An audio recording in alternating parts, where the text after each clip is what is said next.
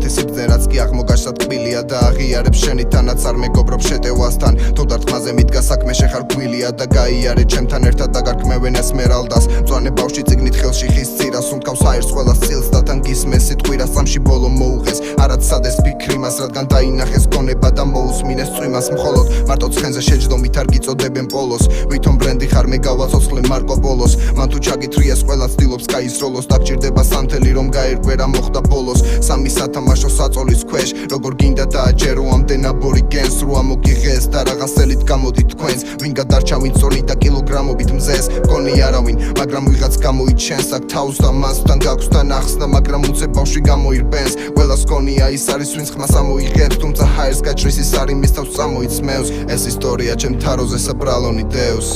მაგრამ ვიღა უყურებს ამას დღეს არავის არ ანახულებს როგორ წარმართავ ბედს